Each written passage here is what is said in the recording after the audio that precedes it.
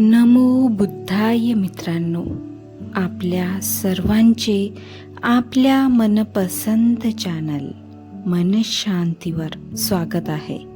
आपण भारतरत्न बोधिसत्व डॉक्टर बाबासाहेब आंबेडकर लिखित भगवान बुद्ध आणि त्यांचा धम्म ह्या पवित्र ग्रंथाचे वाचन करीत आहोत. चला तर सुरू करूया आजच्या वाचनाला. उपभाग 6. देह प्रक्षालन पुरेसे नाही. एकदा भगवंत श्रावस्ती येथे राहत होते. संगारव नावाचा ब्राह्मणही तेथे राहत होता. तो पाण्याने शुद्धी होते असे मानित होता आणि पाण्याने स्वतःला वारंवार शुद्ध करीत असे. रात्रंदिवस स्नान करणे हा त्याचा स्वभावच झाला होता. एकदा महास्थवीर आनंद सकाळच्या प्रहरी चिवर धारण करून भिक्षापात्र आणि चिवर घेऊन श्रावस्तीत भिक्षेसाठी निघाले.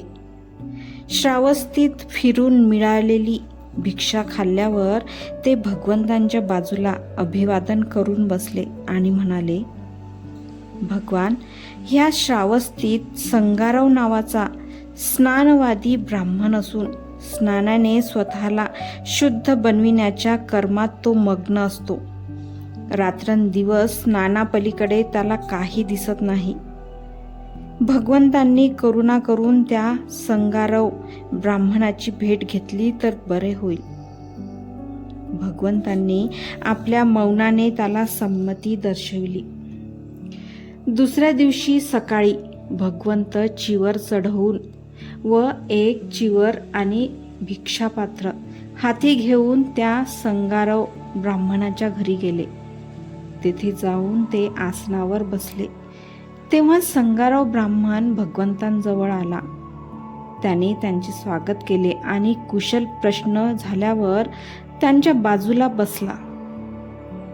तो स्थानापन्न झाल्यावर भगवंतांनी त्याला विचारले, हे ब्राह्मणा, लोक म्हणतात की तू स्नानवादी असून रात्रंदिवस स्नान करून स्वतःला शुद्ध बनविण्याचा प्रयत्न करीत आहेस.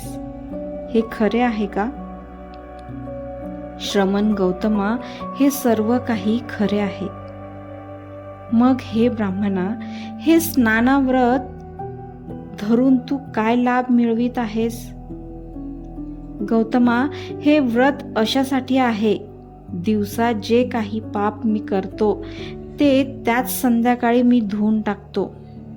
अशा रीतीने माझ्या या स्नान व्रताने मी स्वतःला शुद्ध राखण्याचा प्रयत्न करीत असतो.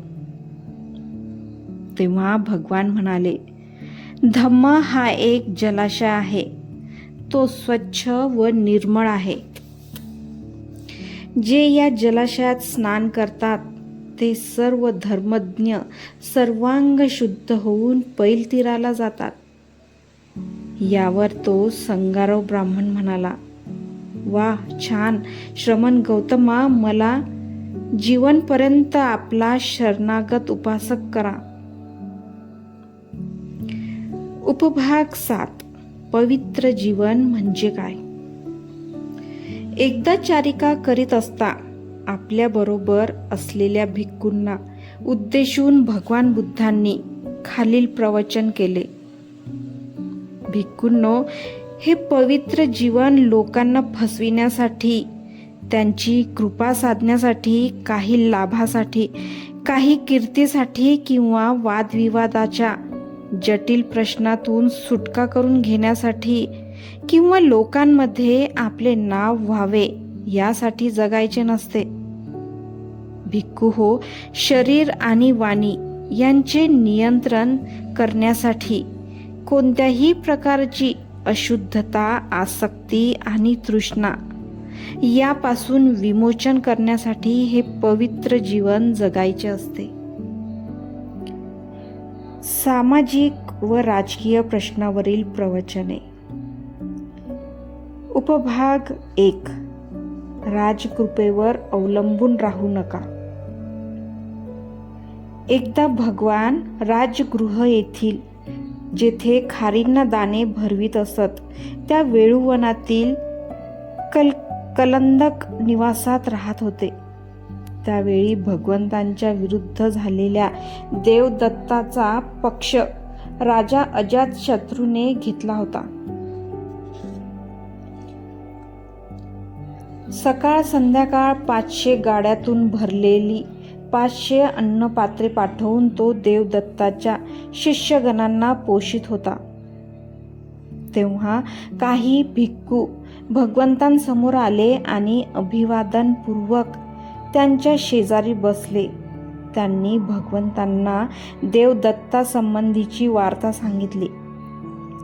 तेव्हा भगवंत भिक्खूंना म्हणाले, राजाकडून कृपेची, खुशामतीची, कोणत्याही प्रकारच्या लाभाची आशा धरू नये.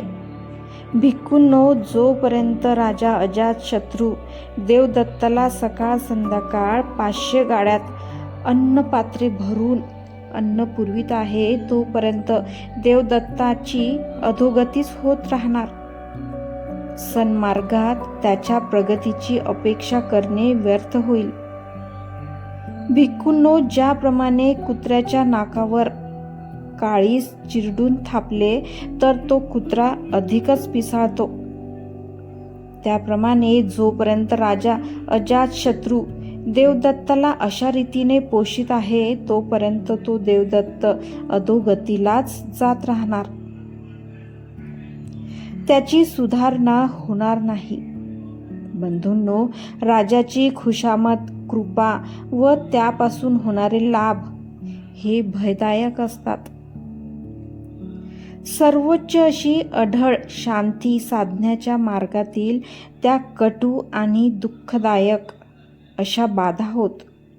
म्हणून भिक्खूंनो, तुम्ही स्वतःला हे शिकविले पाहिजे की आमच्यावर लाभ, कृपा, खुशामत यांचा वर्षाव होणार असेल तर आम्ही त्याचा निषेध करू आणि त्यांचा वर्षाव होऊ लागलाच तर त्याला आमच्या मनावर पकड घेऊ देणार नाही, प्रभुत्व मिळू देणार नाही.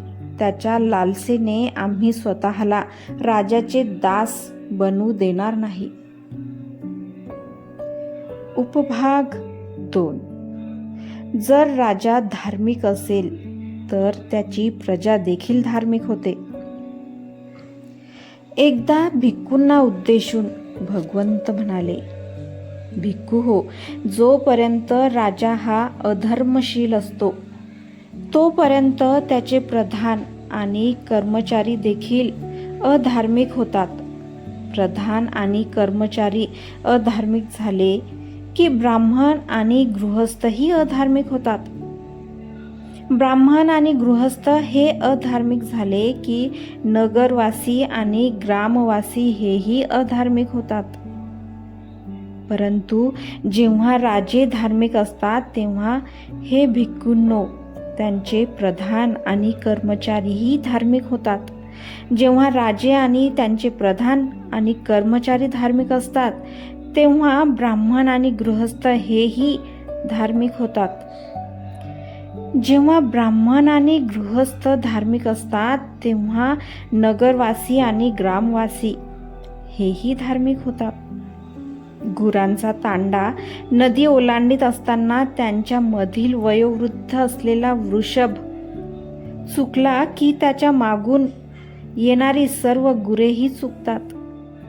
त्याप्रमाणेच माणसामध्येही ज्याला प्रमुख मानतात तो वाम मार्गाने जाऊ लागला तर इतर जणेही त्याच मार्गाचा अवलंब करतात, कुमार्गी बनतात. त्याप्रमाणेच राजाने कुमार्ग धरला तर सर्व राजाला हानी पोहोचते. गुरे नदी ओलांडीत असता जर मुख्य वृषभ सरळ मार्गाने गेला तर मागील गुरांचा तांडा त्याच सरळ मार्गाने जातो. याप्रमाणेच जो प्रमुख असेल तो जर सन्मार्गाने चालू लागला तर इतरही त्याचे अनुकरण करतात आणि सन्मार्गाने जातात. जर राजे चांगले असतील तर सारे राज्य सुखाने राहते. मित्रांनो, आजचे वाचन आज आपण इथेच थांबवूया. धन्यवाद. तेरा मंगल, तेरा मंगल, तेरा मंगल होय रे. सबका मंगल, सबका मंगल, सबका मंगल होय रे. साधू साधू साधू. नमो बुद्धाय.